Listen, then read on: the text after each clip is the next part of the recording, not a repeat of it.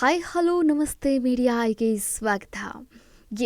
Big boss Kannada season 11 ತುಂಬಾ ಚರ್ಚೆಗೆ ಗ್ರಾಸವಾಗಿರುವಂತಹ ವಾರವಿದು.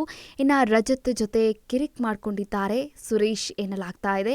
ಇನ್ನು ಬಿಗ್ ಬಾಸ್ ಮನೆಯಿಂದ ಹಾಗಾದರೆ ಗೋಲ್ಡ್ ಸುರೇಶ್ ಹೊರಬಂದ್ರ ಎನ್ನುವ ಪ್ರಶ್ನೆ ಎಲ್ಲರಲ್ಲೂ ಕೂಡ ಕುತೂಹಲವನ್ನು ಮೂಡಿಸಿದೆ. ಬಿಗ್ ಬಾಸ್ ಮನೆಯಲ್ಲಿ ಸ್ಪರ್ಧಿಗಳ ನಡುವೆ ಕಿರಿಕ್ ವಾಗ್ವಾದ ಗಲಾಟೆ ಹೊಸದೇನೂ ಅಲ್ಲ.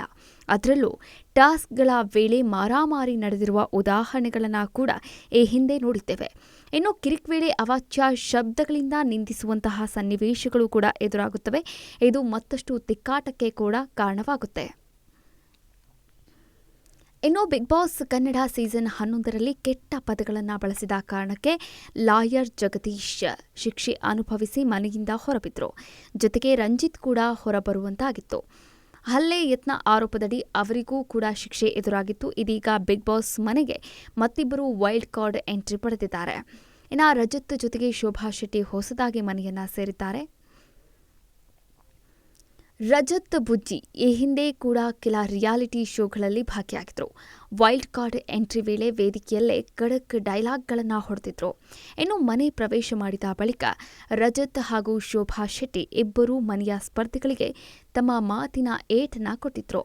ಇದೀಗ ಟಾಸ್ಕ್ ವೇಳೆ ಗೋಲ್ಡ್ ಮಂಜು ಹಾಗೆ ರಜತ್ ತಿರುಗಿಬಿದ್ದಿದ್ದಾರೆ. ಈ ವೇಳೆ ರಜತ್ ಆಡಿದ ಒಂದು ಮಾತು ಸುರೇಶ್ ಬೇಸರಕ್ಕೆ ಕಾರಣವಾಗಿದೆ. ಇನ್ನು ಹೊಸ ಪ್ರೋಮೋದಲ್ಲಿ ಗೋಲ್ಡ್ ಸುರೇಶ್ ಹಾಗೂ ರಜತ್ ಮಾತಿನ ಚಕಮಕಿ ಬಗ್ಗೆ ಸುಳಿವು ಸಿಕ್ಕಿದೆ. ರಜತ್ ಮಾತಿಗೆ ಬೇಸರಗೊಂಡ ಸುರೇಶ್ ಬಿಗ್ ಬಾಸ್ ಕ್ಯಾಮೆರಾ ಮುಂದೆ ಕಿರುಚಾಡಿದ್ದಾರೆ. ಅವನು ಯಾವ ರೀತಿ ಹೇಳುವುದಕ್ಕೆ ಬಾಗಿಲು ತೆರೆಯಿರಿ, ನಾನು ಆಟ ಆಡಲ್ಲ, ಮನೆಯಿಂದ ಹೊರಬರ್ತೀನಿ, ಬಿಗ್ ಬಾಸ್ಗೆ ಮನವಿ ಮಾಡಿರುವುದನ್ನು ಕೂಡ ನೋಡಬಹುದಾಗಿದೆ.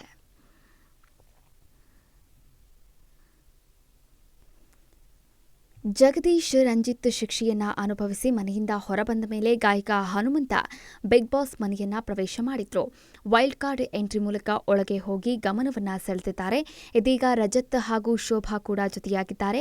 ಕಳೆದ ವಾರ 10 ಜನ ಬಿಗ್ ಬಾಸ್ ಮನೆಯಿಂದ ಹೊರಬರಲು ನಾಮಿನೇಟ್ ಆಗಿದ್ರು. ಅದರಲ್ಲಿ ಅನುಷಾ ಜರ್ನಿ ಮುಕ್ತಾಯವಾಗಿದೆ.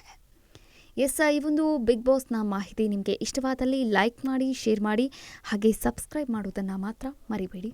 ನಮಸ್ಕಾರ.